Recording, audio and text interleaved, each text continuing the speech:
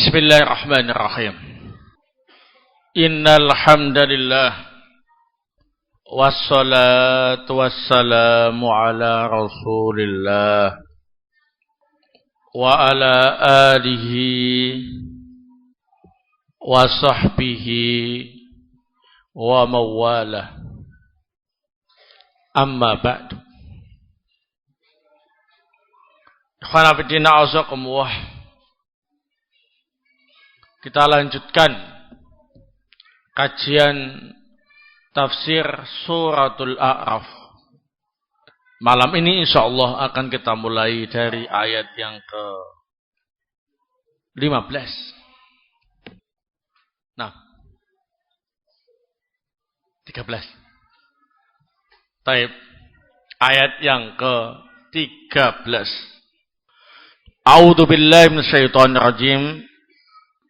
Qala, Allah berfirman, fahbid minha, maka turunlah engkau dari surga. Fama yakunu laka an tatakabbara fiha. Tidak pantas bagimu untuk sombong di dalam surga. Fakhruj, keluarlah engkau. Innaka minas shaghirin, sesungguhnya engkau termasuk makhluk yang rendah.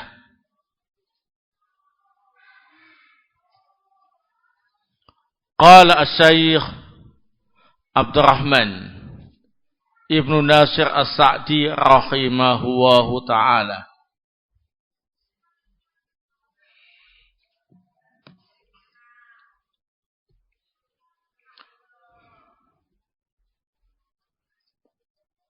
Walihada lima jara min iblis ma jara. In hatta min martabatihil aliyati ila asfalis safilin.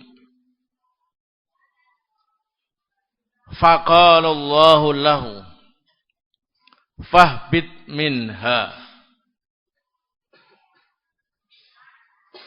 ay minal jannah,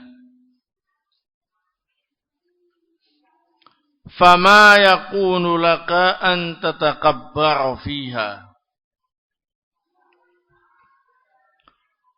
li'annaha dar tayyibin at-tahirin fala ta'liku bi ahbathi khalqillahi wa syarrihim.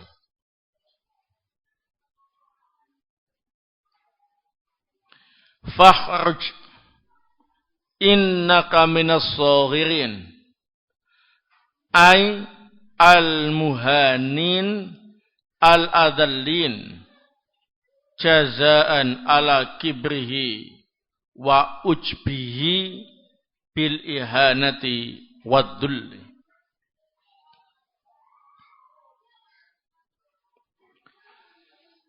Oleh sebab inilah ketika iblis melakukan apa yang ia lakukan berupa pembangkangan dan menyombongkan diri, dia telah menjatuhkan dirinya dari kedudukan yang tinggi menjadi kedudukan yang paling rendah. Maka Allah Subhanahu wa ta'ala berfirman kepadanya, turunlah darinya, yakni dari surga. Tidak pantas bagimu untuk sombong di dalam surga itu. Sesungguhnya surga adalah negeri untuk orang-orang yang baik dan suci.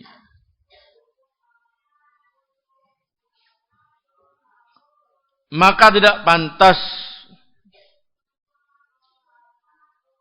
surga itu untuk makhluk Allah yang paling keji dan yang paling jahat. Keluarlah engkau dari surga.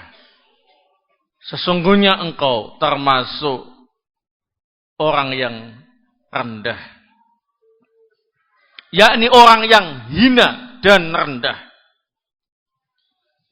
Sebagai balasan atas kesombongan dan sifat ujubnya, iblis dihina dan direndahkan oleh Allah Subhanahu wa ta'ala.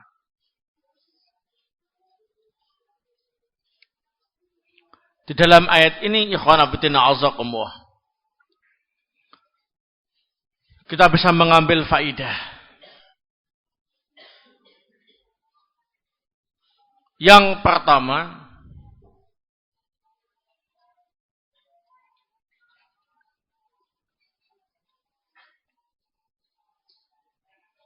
iblis pada asalnya termasuk penghuni surga.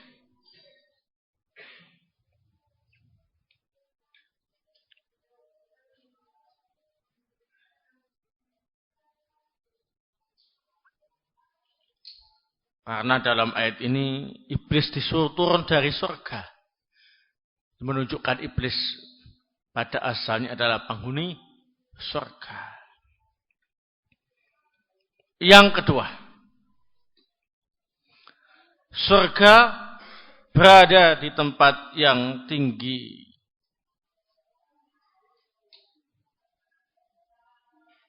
Di atas langit. Karena dalam ayat ini iblis diperintah untuk turun dari surga. Menunjukkan surga itu berada di tempat yang tinggi. Kalau dari tempat yang rendah namanya naik. Kalau dari tempat yang tinggi ke bawah namanya apa ini? Turun. Menunjukkan surga itu berada di tempat yang tinggi di atas langit. Yang ketiga, para ulama berselisih tentang dhamir hak minha. Turunlah engkau darinya. Dari apa? Dhamir hak dalam ayat ini ternyata diperselisihkan oleh para ulama ahli tafsir menjadi dua pendapat. Pendapat yang pertama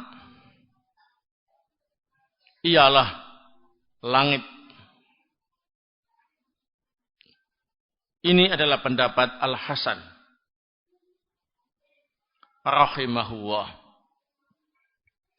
Jadi artinya turunlah engkau dari langit. Pendapat yang kedua, dhamir hak dalam lafadz minha kembali ke jannah, surga. Ini pendapat As-Suddi rahimahullah. Jadi artinya turunlah engkau dari surga. As-Syaikh Abdurrahman As-Sa'di rahimahullah dalam tafsirnya memilih pendapat yang kedua. Fahbit minha ay minal jannah. Sebetulnya dua pendapat ini saling melengkapi. Karena memang surga itu ada di atas langit.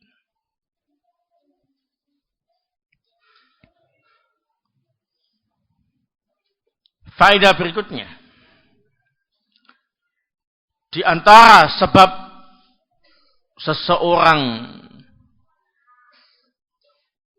terhalang masuk surga adalah kesombongan.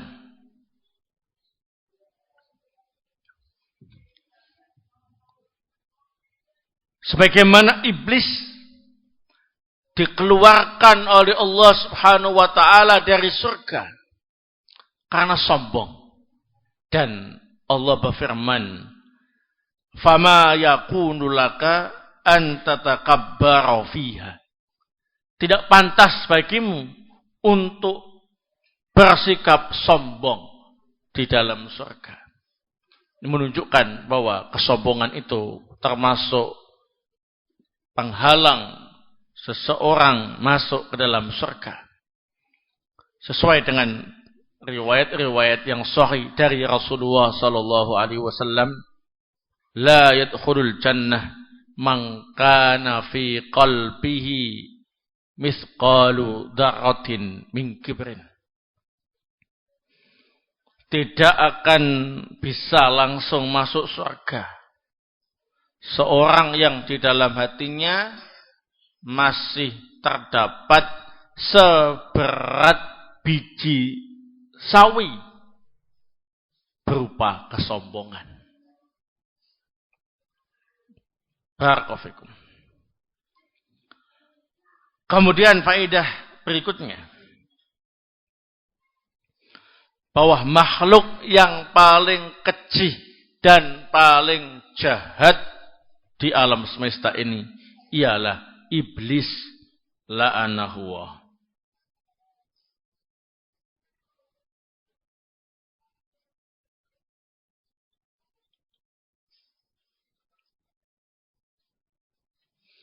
Ayat berikutnya.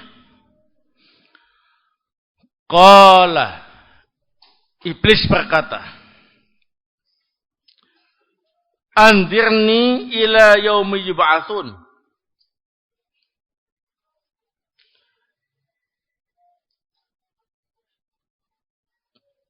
Berilah aku tempo sampai hari di mana semua manusia dibangkitkan dari kuburnya. Ayat berikutnya yang ke-15. Qala, Allah berfirman, "Innaka minal mundharin." Sesungguhnya engkau termasuk orang yang diberi tempo bisa hidup sampai hari kiamat nanti.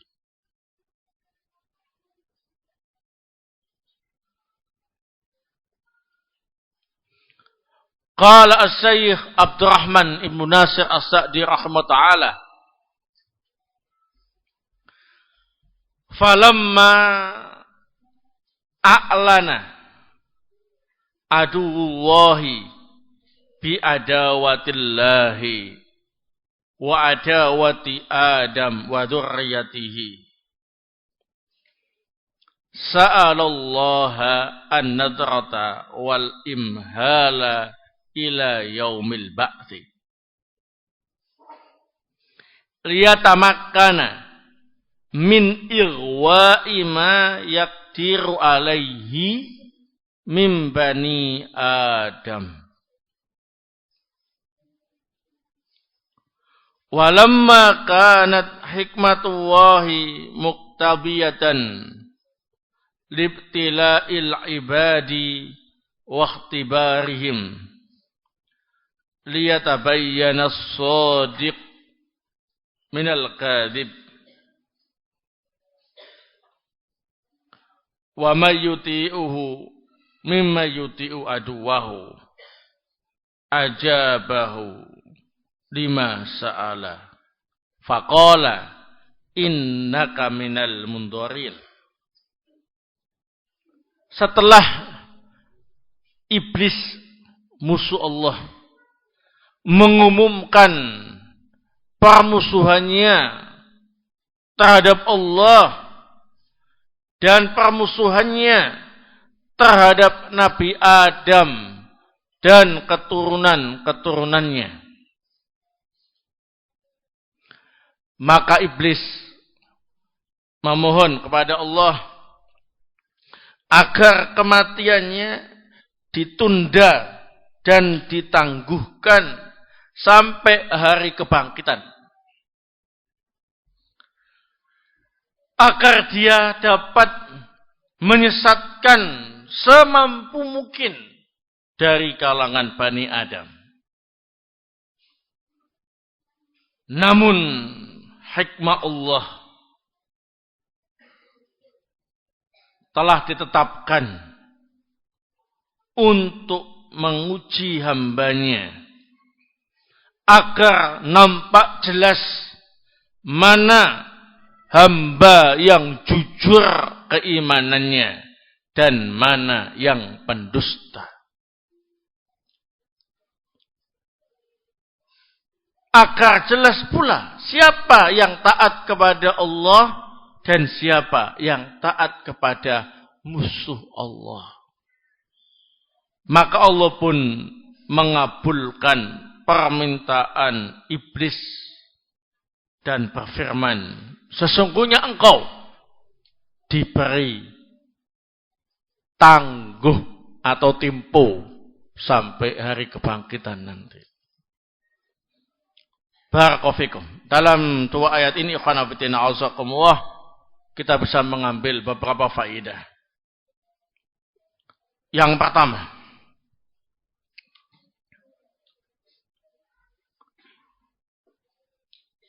dalam ayat ini menunjukkan bahwa iblis itu adalah musuh Allah dan musuh Bani Adam.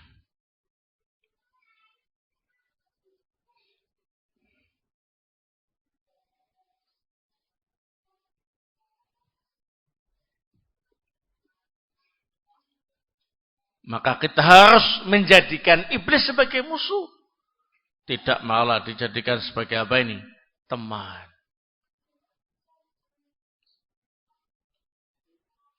Ada orang yang bertanya, bagaimana mungkin kita bisa berteman dengan iblis?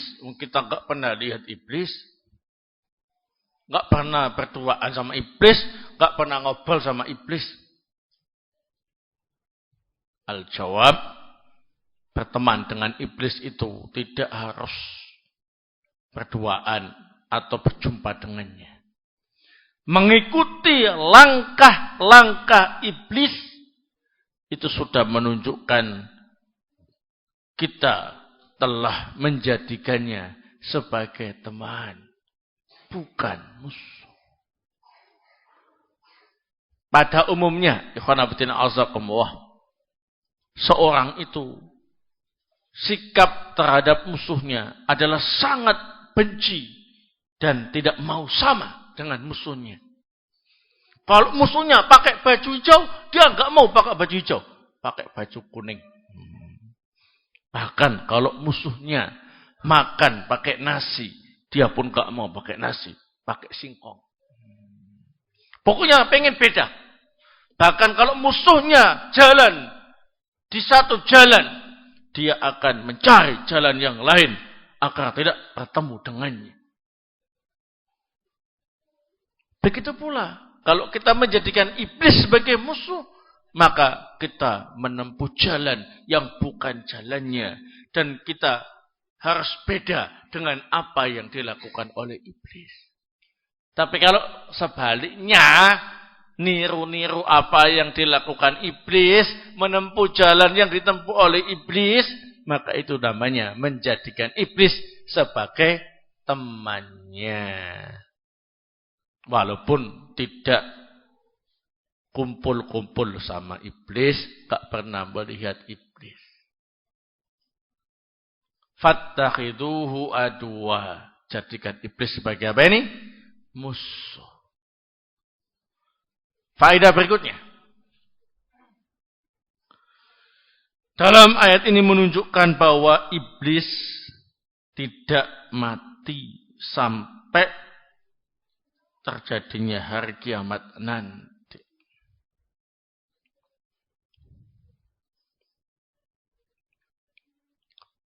Jadi iblis itu tidak mati. Baru mati ketika terjadi apa ini? Hari kiamat. Kalau ada yang bertanya, iblis itu kan termasuk bangsa jin. Berarti jin itu tidak mati sampai hari kiamat nanti. Al-jawab, iblis adalah Abul Jan, nenek moyangnya bangsa jin. Iblis cuma satu. Dan dikecualikan oleh Allah Subhanahu wa ta'ala. Hanya jin yang bernama iblis yang diberi tempo kematian sampai terjadi hari kebangkitan. Adapun bangsa jin yang lainnya yang bukan iblis, maka mengalami kematian. Tidak sampai usianya, sampai hari kiamat nanti. Nah, jadi iblis tidak mati sampai terjadinya hari kebangkitan. Adapun jin-jin yang lain, maka mengalami kematian sebagaimana manusia. Barakallahu. Baik. Faedah berikutnya.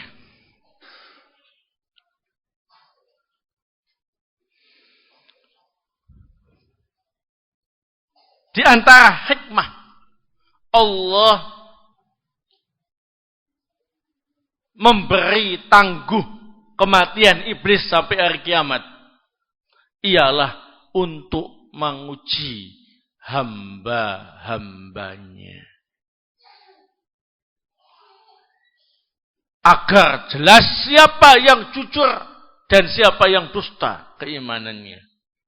Agar nampak jelas siapa yang mentaati Allah dan siapa yang mentaati iblis, musuh Allah. Nah, dari satu sisi, keberadaan iblis itu jelek. Karena iblis adalah makhluk yang paling jelek dan paling jahat. Tapi setiap makhluk yang Allah ciptakan memiliki hikmah. Di balik itu ada kebaikan yang bisa didapatkan.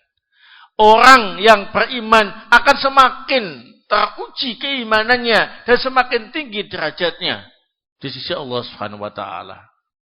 Kalau tidak ada iblis, keimanan mereka belum teruji. Nah, jadi sisi jeleknya ialah zatnya iblis, sisi baiknya ialah hikmah di balik penciptaan iblis itu, yakni untuk menguji hamba-hamba Allah Subhanahu wa taala agar yang betul-betul jujur imannya semakin kuat imannya dan semakin tinggi derajatnya di sisi Allah Subhanahu wa taala. Dan yang dusta semakin kelihatan terbongkar kedoknya. Barakallahu fikum.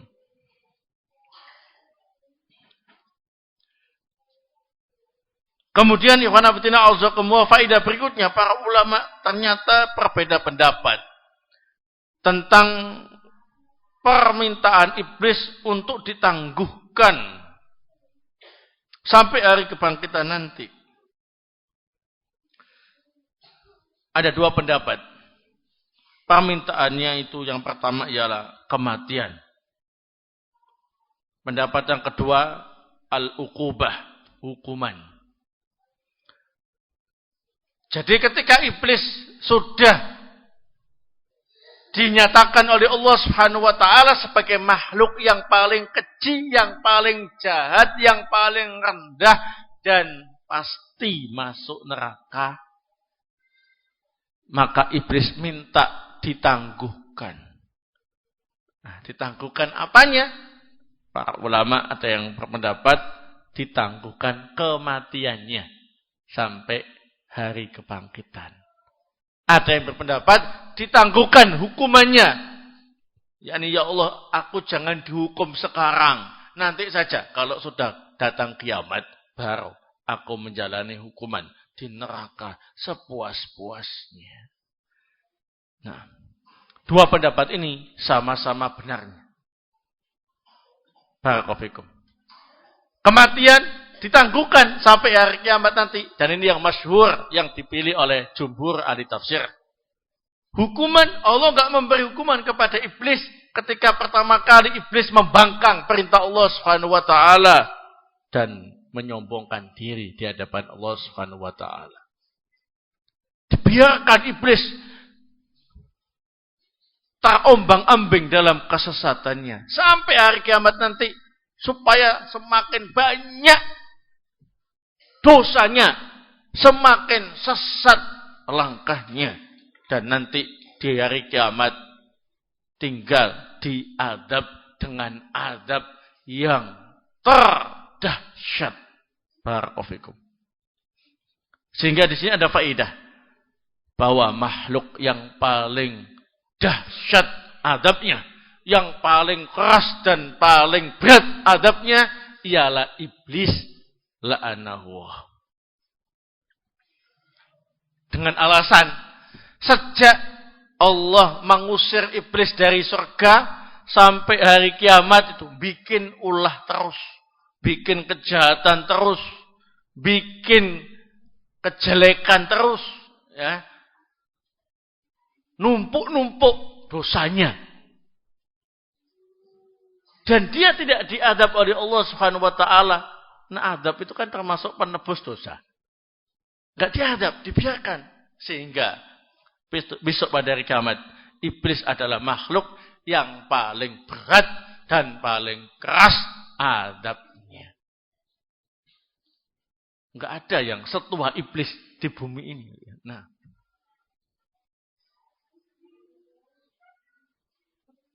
wallahu ta'ala bisawab, sekarang itu umurnya sudah berapa si iblis itu, ya. Nah, yang jelas dia sudah sangat tua. Tapi iblis termasuk semakin tua semakin menjadi-jadi. Tua-tua keladi.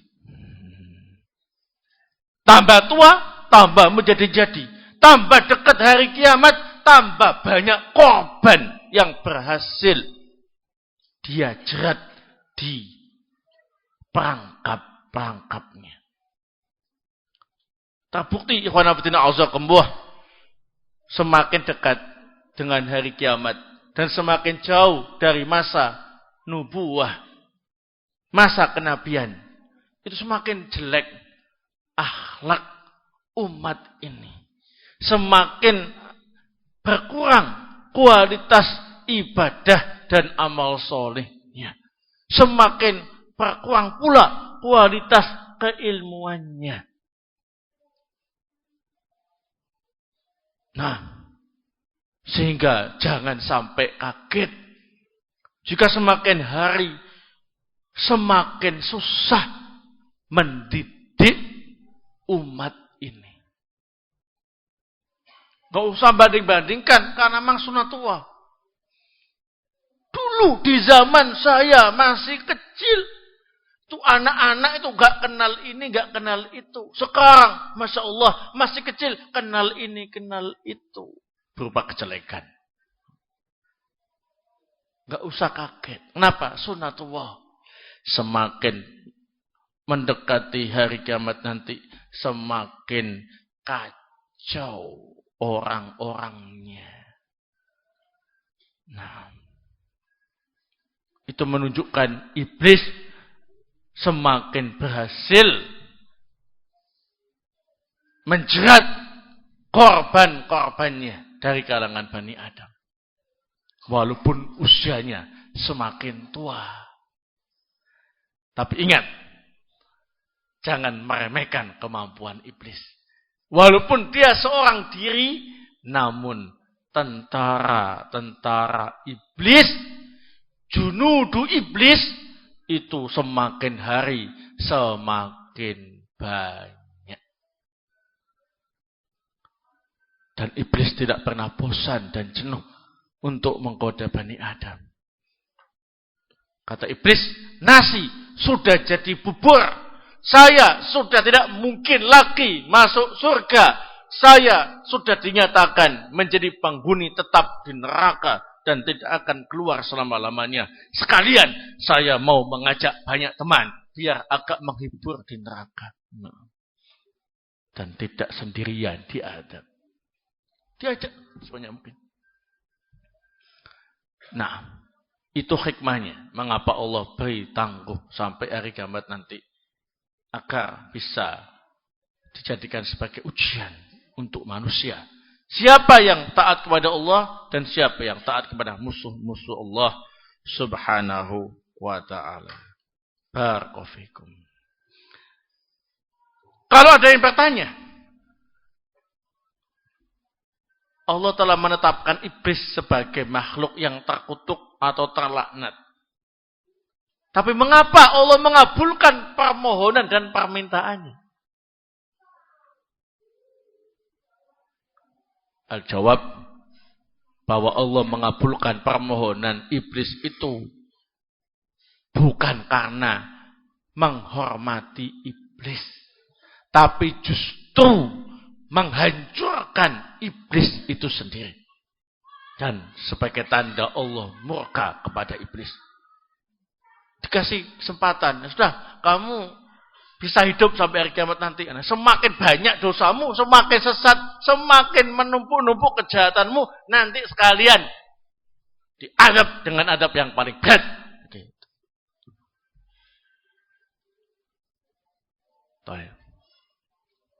Itu bukan berarti menghormati apa ini? Iblis. Itu berarti Allah telah menghancurkan iblis dengan memenuhi keinginannya. Terserah. Sebagaimana dalam hadis, idza lam tastahi fasna ma syi'ta. Kalau kamu tidak malu berbuat jelek, ya sudah terserah kamu mau apa. Biar tambah banyak dosamu, biar tambah berat adabmu, biar sekalian menjadi orang yang jelek. Itu bukan mempersilahkan yang jelek atau menghormati orang tadi supaya berbuat jelek, bukan. Tapi sudah orang itu tidak ada harganya dan dibiarkan dalam kesesatan. Wallahu taala a'lam bissawab. Insyaallah untuk ayat yang ke-16 dan seterusnya tentang cara-cara iblis menggoda Bani Adam akan saya sampaikan pada pertemuan yang akan datang. Barakallahu fikum. Subhanaka wa bihamdik asyhadu an la ilaha illa anta astaghfiruka wa atubu ilaik.